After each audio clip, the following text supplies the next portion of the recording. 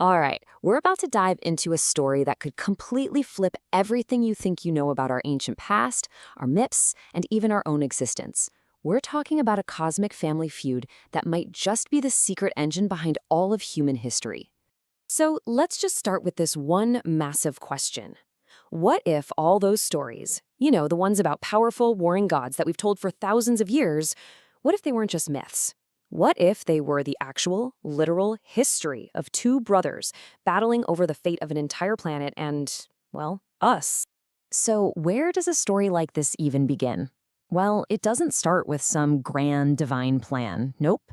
It starts with a selfish one.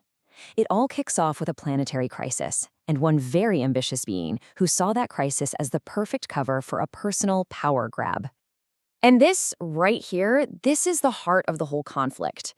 On one side, you've got Enki. He's the younger brother, a brilliant scientist, but he's driven by this insatiable ambition to have his own kingdom of slaves.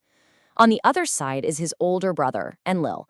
He's the moral enforcer, the one whose whole purpose is to uphold universal law and order for their people, the Anunnaki.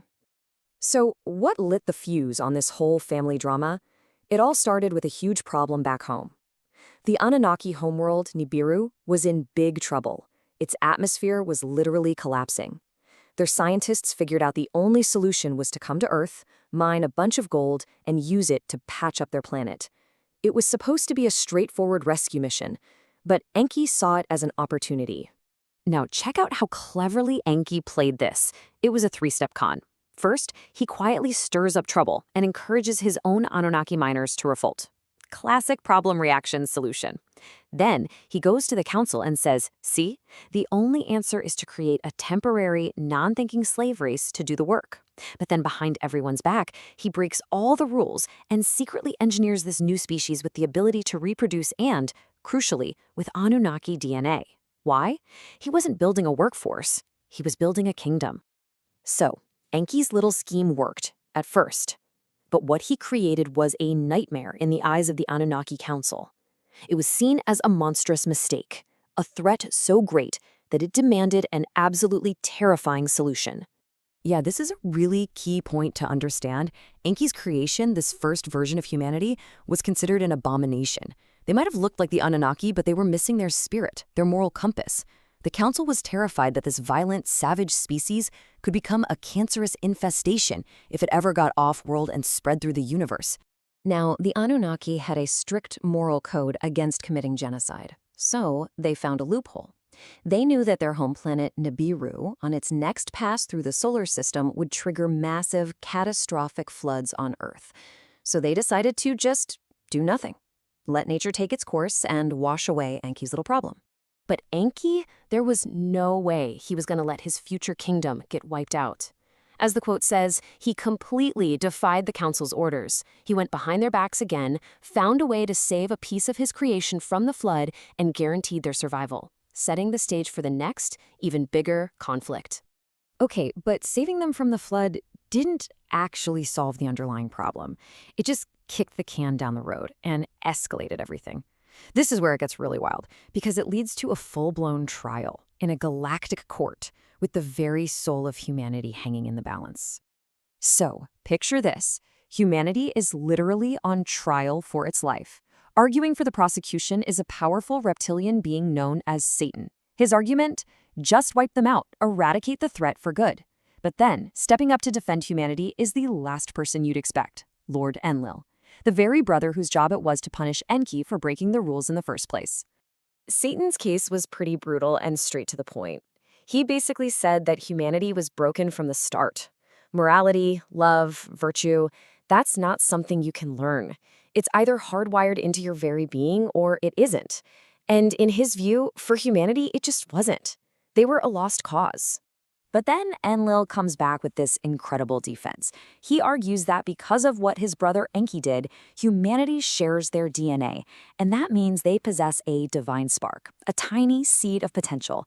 He believed that with the right guidance, the right nurturing, they could actually evolve and one day stand as equals.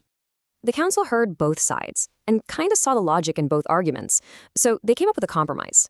Humanity would get its chance to prove itself, but And this is a huge but. The being they put in charge of this test was Satan himself, the one who wanted them gone from the start. So it was a test, sure, but it was overseen by a warden who was convinced they'd fail. And right here, this is supposedly where our whole reality, life on Earth as we know it, comes from. Because Satan didn't set up a fair test. He designed a trap. It's a cruel, rigged game, engineered from top to bottom to prove his original point, that humanity was doomed to fail. I mean, just look at this system. The source calls it a soul trap. It starts with this cycle of forced reincarnation. But the truly brutal part? Your memory gets completely wiped clean every single time you die, so every lesson you learn is forgotten. You have to start from scratch over and over. He even put a dominant elite in place to keep things messy. The goal was an evolution. It was to trap humanity in an endless loop. But Enlil wasn't having it. He saw this for what it was, not a test, but torture. So he engineered a secret counter plan, a hack in the system. He built a safe haven, a secret soul staging area on another world, a place where, between lives, souls could go to review what happened, store the lessons they learned, and actually preserve their progress. It was a brilliant workaround for Satan's memory wipe trap. So Enlil has this amazing rescue plan, right? A spiritual safe house.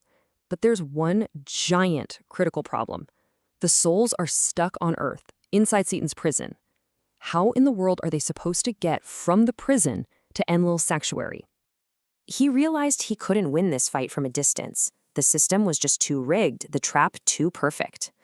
Lord Enlil came to the conclusion that if the souls couldn't get to him, then he would have to go to them. He had to intervene directly.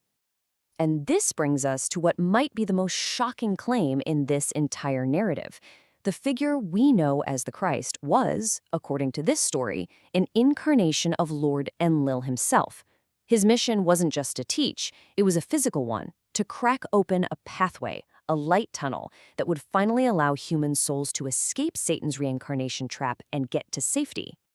And get this, it wasn't a one-and-done deal. The story claims that Lord Enlil has actually come back to Earth multiple times since then. The implication is that this cosmic war isn't some ancient history. It's an active, ongoing struggle happening behind the scenes to keep humanity's path open and pointed toward that final evolution he argued for. Which really leaves us with this one last pretty heavy thought. Is our history, all the wars, the triumphs, the pain, the progress, is it really our story? Or are we all just living out the consequences of a very, very old family feud, a cosmic battle for our souls? It's definitely something to think about.